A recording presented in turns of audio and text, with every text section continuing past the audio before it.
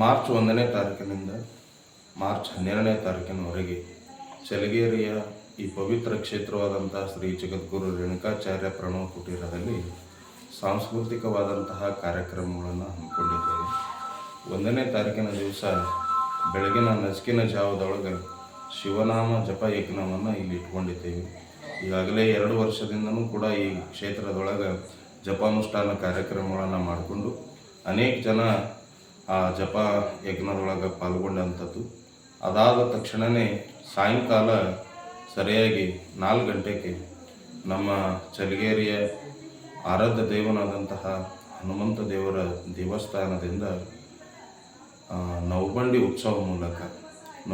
ಉತ್ಸವದ ಮೂಲಕ ವೀರಶೈವರ ಆರಾಧ್ಯ ಗುರುವಾದಂತಹ ಜಗದ್ಗುರು ರೇಣುಕಾಚಾರ್ಯರ ಹಾಗೂ ಮಹಾಶಿವಶರಣೆ ಗುಡ್ಡಾಪುರ ದಾನಮ್ಮ ತಾಯಿಯ ಒಂದು ಭಾವಚಿತ್ರದ ಮೆರವಣಿಗೆ ಹಾಗೂ ನಾವೇ ಸ್ವತಃ ಪೂರ್ಣ ಕುಂಭವನ್ನು ಹೊತ್ಕೊಂಡು ಈ ಕ್ಷೇತ್ರದೊಳಗೆ ಸ್ಥಾಪನೆ ಮಾಡಿ ಅಂದಿನಿಂದ 11 ದಿನಗಳ ಪರ್ಯಂತರವಾಗಿ ಸುದೀರ್ಘವಾಗಿ ಗುಡ್ಡಾಪುರ ದಾನಮ್ಮ ತಾಯಿಯ ಒಂದು ಜೀವನ ಚರಿತ್ರೆಯನ್ನು ಪುರಾಣ ರೂಪದಲ್ಲಿ ನಿರ್ವಹಿಸ್ಕೊಂಡು ಬರ್ತಾ ಇದ್ದೀವಿ.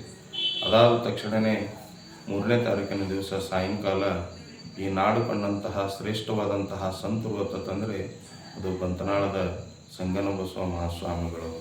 ಆ ಸ್ವಾಮಿಗಳ ಪರಂಪರೆಯಲ್ಲಿ ಬರುವಂತಹ ವರ್ತಮಾನದ ಪೂಜ್ಯರಾದ ಬಂತನಾಳದ ಡಾಕ್ಟರ್ ಋಷಭಲಿಂಗ ಮಹಾಸ್ವಾಮಿಗಳವರ ದಿವ್ಯ ಸಾನ್ನಿಧ್ಯದೊಳಗೆ ಈ ನಾಡಿನೊಳಗೆ ಸಂಗೀತದ ಅಕ್ಷಯ ಪಾತ್ರೆಯನ್ನು ಕೊಟ್ಟಂತಹ ಗಾನಗಂಧರ್ವ ಶಿವಯೋಗಿ ಪಂಡಿತ್ ಪುಟ್ಟರಾಜ್ ಕವಿ ಗವಾಯಿಗಳವರ ಹಾಗೂ ನಮ್ಮ ಮಾದನಿಪ್ಪರಿಗೆ ವಿರಕ್ತ ಮಠದ ಪರಮ ಪೂಜ್ಯರಾದಂತಹ ಲಿಂಗೈಕ್ಯ ಶಿವಲಿಂಗ ಮಹಾಸ್ವಾಮಿಗಳವರ ಹಾಗೂ ನಮ್ಮ ಮಾದನಿಪ್ಪರಿಗೆಯ ಇನ್ನೋರ್ವ ಸಂತರಾದಂತಹ ಪೂಜ್ಯ ಶರಣ ಶಿವಲಿಂಗೇಶ್ವರರ ಒಂದು ಜನ್ಮೋತ್ಸವವನ್ನು ತೂಗು ಉಯ್ಯಾಲೆ ಮುಖಾಂತರ ನೆರವೇರಿಸಿಕೊಡಬೇಕಾಗಿ ಕೊಡ್ತಾ ಇದ್ದೇವೆ.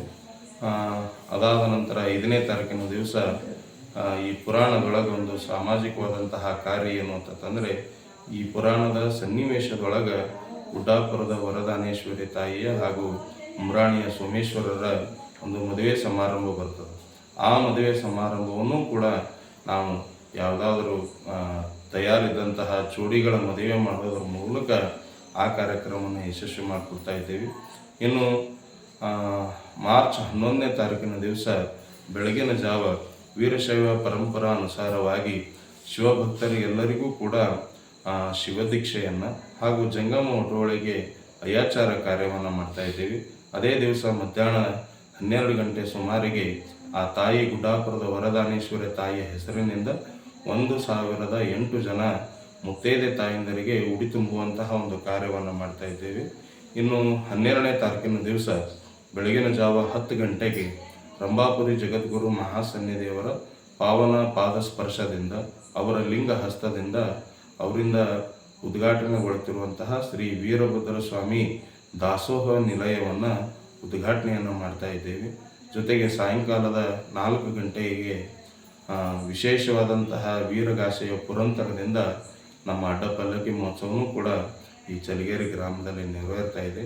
ಹೀಗೆ ಹಲವಾರು ರೀತಿಯಾದಂತಹ ಸಾಂಸ್ಕೃತಿಕ ಕಾರ್ಯಕ್ರಮ. ಈ ಕಾರ್ಯಕ್ರಮದ ಮಧ್ಯದೊಳಗೆ ಸಣ್ಣ ಮಕ್ಕಳಿಂದ ಭರತನಾಟ್ಯ ಕಾರ್ಯಕ್ರಮ ಆಗಿರ್ಬೋದು, ಚುಟುಕು ನಾಟಕಗಳಾಗಿರ್ಬೋದು, ಇಂಥವೆಲ್ಲ ಕಾರ್ಯವನ್ನು ಮಾಡ್ತಾ ಇದ್ದೇವೆ. ಇನ್ನು ಈ ಎಲ್ಲ ಕಾರ್ಯಕ್ರಮಗಳಿಗೆ ದಾಸೋಹಕ್ಕಾಗಿ ಅನೇಕ ಜನ ಸದ್ಭಕ್ತರು ನಾ ಮುಂದೆ ತಾ ಮುಂದೆ ಎಂಬ ರೀತಿಯೊಳಗೆ ದಾಸೋಹ ಕೈಂಕರ್ಯದೊಳಗೂ ಕೂಡ ಪಾಲ್ಗೊಳ್ತಾ ಇದ್ದಾರೆ.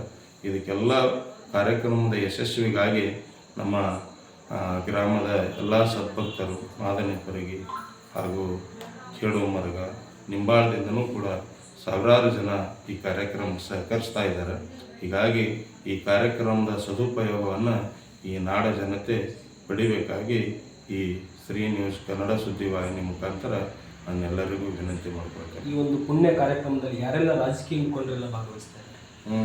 ರಾಜಕೀಯ ಮುಖಂಡರು ವಿಶೇಷವಾಗಿ ಭಾಳಷ್ಟು ಜನರಿಗೆ ನಾವು ಒತ್ತನ್ನು ಕೊಡಲಾರದೆ ಇದು ಭಕ್ತ ಸಂಬಂಧದೊಳಗೆ ನಡೆಯುವಂತಹ ಕಾರ್ಯಕ್ರಮ ಇರೋದರಿಂದ ನಾವು ಭಕ್ತರಿಗೆ ದೊಡ್ಡದಾದಂತಹ ಪ್ರಾಧಾನ್ಯತೆ ಕೊಡಬೇಕಂತೇಳಿ ನಾವು ಬಯಸಿದ್ವಿ. ಹೀಗಾಗಿ ವಿಶೇಷವಾಗಿ ದೊಡ್ಡ ರಾಜಕೀಯ ಮುಖಂಡರಿಗೆ ಯಾರಿಗೆ ನಾವು ಆಹ್ವಾನವನ್ನು ಇಟ್ಟಿದ್ದಾದ್ರೂ ಈ ಸದ್ಯ ಇರುವಂತಹ ನಮ್ಮ ಬಿ ಆರ್ ಪಾಟೀಲ್ ಶಾಸಕರಿಗೂ ಹಾಗೂ ಅವರ ಚಿರಂಜೀವಿಯಾದಂತಹ ಯಶಸ್ವಿ ಆರ್ ಕೆ ಪಾಟೀಲ್ ಅವರಿಗೂ ನಾವು ಮತ್ತು ಉಳಿದಂತಹ ನಮ್ಮ ಮಾಜಿ ಶಾಸಕರಾದಂಥ ಸುಭಾಷ್ ಗುತ್ತೇದಾರ್ ಅವರಿಗೂ ಹಾಗೂ ಅವರ ಚಿರಂಜೀವಿ ಅವರಿಗೂ ನಾವು ಇಲ್ಲಿ ಆಹ್ವಾನವನ್ನು ಇಟ್ಟಿದ್ದೇವೆ. ಇದನ್ನು ಬಿಟ್ಟು ಇನ್ನು ಉಳಿದಂತಹ ರೀತಿ ಒಳಗೆ ಸಮಾಜದೊಳಗೆ ಶ್ರೇಷ್ಠವಾಗಿ ಸಾಧನೆ ಮಾಡಿದಂತಹ ಕೃಷಿಕರಿಗೆ, ವಿದ್ಯಾರ್ಥಿಗಳಿಗೆ, ಸಾಧಕರಿಗೆ ನಮ್ಮ ಮಠದ ವತಿಯಿಂದ ನಾವು ಒಂದು ಗುರುರಕ್ಷೆ, ಕಿರು ಗುರುರಕ್ಷೆಯನ್ನು ಈ ಕಾರ್ಯಕ್ರಮಗಳು ಇಡ್ತಾ ಒಂದು ಇದ್ದೀವಿ. ಪುಣ್ಯ ಕಾರ್ಯಕ್ರಮದಲ್ಲಿ ಏನಾದರೂ ವಿಶೇಷ ಸಮಾರಂಭಗಳನ್ನು ಅಥವಾ ವಿಶೇಷ ಕಾರ್ಯಕ್ರಮಗಳನ್ನು ಏನಾದರೂ ಇಟ್ಕೊಂಡು ವಿಶೇಷ ಸಮಾರಂಭ ಭಕ್ತರಿಗೆ ಪ್ರಸಾದ ಮಾಡಿಸುವಂಥದ್ದೇ ಒಂದು ವಿಶೇಷ ಕಾರ್ಯಕ್ರಮ ಐತಿ. ವೀರಶೈವ ಮಠಗಳು ಹೆಚ್ಚಿನ ಪ್ರಾಧಾನ್ಯತೆ ಎದು ಕೊಟ್ಟವತ್ತಂದ್ರೆ ಕಾಯಕ ಮತ್ತು ದಾಸೋಹಕ್ಕಾಗಿಯೇ ಕೊಟ್ಟವ. ಹೀಗಾಗಿ ನಮ್ಮ ಜಾತ್ರೆ ವಿಶೇಷತೆ ಅಂತಂದ್ರೆ ದಿವಸ ದಾಸೋಹದೇ ಒಂದು ವಿಶೇಷತೆ ಕಾರ್ಯಕ್ರಮ ಅದ. ಹೀಗಾಗಿ ಈ ದಾಸೋಹ ಸವಿಯೋಕ್ಕಾಗಿಯೇ ಈ ನಾಡ ಜನತೆ ಬರಬೇಕಾಗಿ ನಾನು ನಮ್ರವಾಗಿ ವಿನಂತಿ ಮಾಡ್ಕೊಳ್ತೇನೆ.